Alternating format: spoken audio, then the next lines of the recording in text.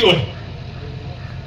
मैं मान करता हूं इस बात के लिए कि चाहे विधायक रहे हो या सांसद हो, इन सफेद कपड़ों पर बहुत जल्दी दाग लगता है। लेकिन बधाई देना चाहता हूं उस महापुरुष को जो आज हमारे बीच में नहीं, मास्टर जी, उनके मार्गदर्शन से, उनकी प्रेरणा से ऐसे संस्कार दिए हैं मास्टर जी ने, परिवार ने, कि चाहे विधायक रहे हो, सांसद रहे हो, आज तक प्रदीप चौधरी के कपड़ों पे दाग नहीं आया। इसके लिए धन्यवाद देना चाहता हूं उन संस्कारों को।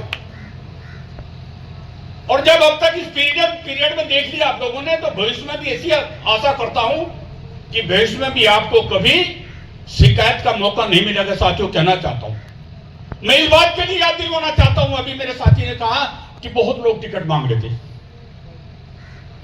वो चाहे लखनऊ में रहे हो, दिल्ली में पैरोकारी कर रहे थे।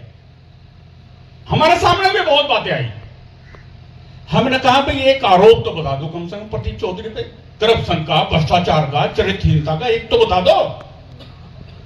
चाहे लखनऊ के नेता हो, चाहे दिल्ली के नेता हो, प्रदीप चौधरी पर आरोप लगाने का काम नहीं किया। इसके लिए धन्यवाद देना चाहूँ प्रदीप चौधरी।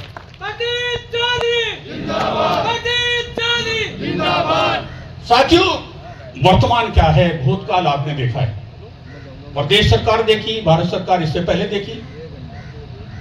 क्या कोई सोच सकता था कि इस देश से जो कल्पना की हमारे पूर्वजों ने, कब जब पहले शुरू में सरकार बनी तो सरदार वल्लभ भाई पटेल का नंबर आना चाहिए था, लेकिन ना यह पंडित जवाहरलाल नेहरू का। क्या हुआ कि देश का बंटवारा हो गया, यहां तक कि हमारे जेएनयू के 2 हिस्सों में बांटने का काम कर दिया। मैं कहना चाहता हूं, बहुत शॉर्ट करना चाहता हूं, क्या कोई कल्पना कर सकता था कि जेएनयू से धारा 370 कोई खत्म कर देगा, कोई शख्सियत होगी इसे खत्म कर देगा? क्या कहते थे, धारा 370 खत्म होगी तो गृह युद्ध हो जाएगी, हिंदू मुसलमान झगड़े हो जाएंगे, कहते थे नहीं कहते थे? क्या कोई सोच सकता था? हमारी पीढ़ियां, पूर्वज हमारे चले गए, ये सोचते कि कभी मर्यादा पुरुषोत्तम श्री राम का भी मंदिर बनेगा? क्या कोई सोच सकता था?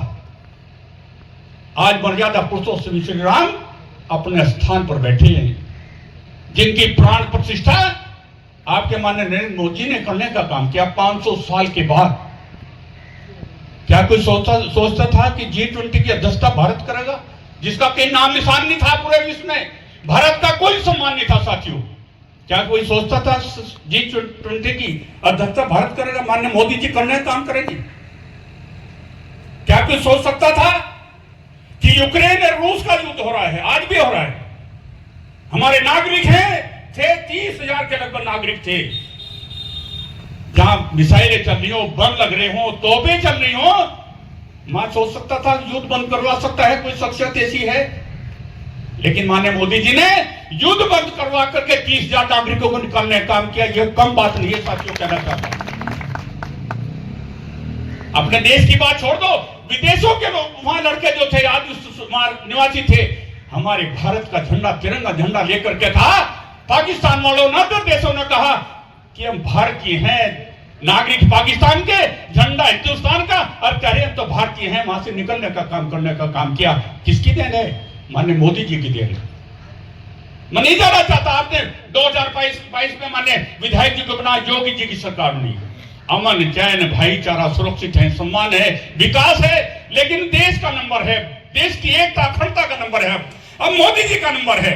मैं ये भी शिकायत नहीं कर रहा हूं कि आपने कैराना लोकसभा क्षेत्र नहीं जीता, पहले भी कैराना लोकसभा क्षेत्र जिताने का काम किया, लेकिन देश की एकता अखंडता चाहते हो।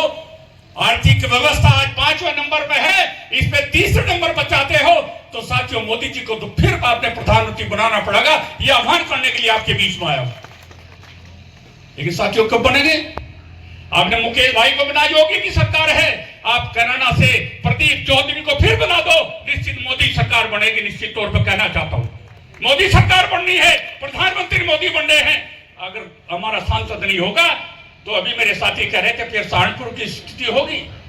इसलिए मैं आह्वान करना चाहता हूं अपने निर्विवाद कैंडिडेट को, जो वास्तव में एक व्यवहारिक भी है, विकास पुरुष भी है, और जितना कि अभी राठौर की बात नहीं दोहराना चाहता, वो प्यारे जी महाराज शक्ति देंगे। भाई प्रदीप चौधरी में निश्चित तौर पर जो शिकायतें हैं दूर करने का काम करेंगे आने वाले पीरियड में। मैं सभी का अभिनंदन करते हुए अपनी बात समाप्त करता हूँ। जय श्री राम, जय श्री राम।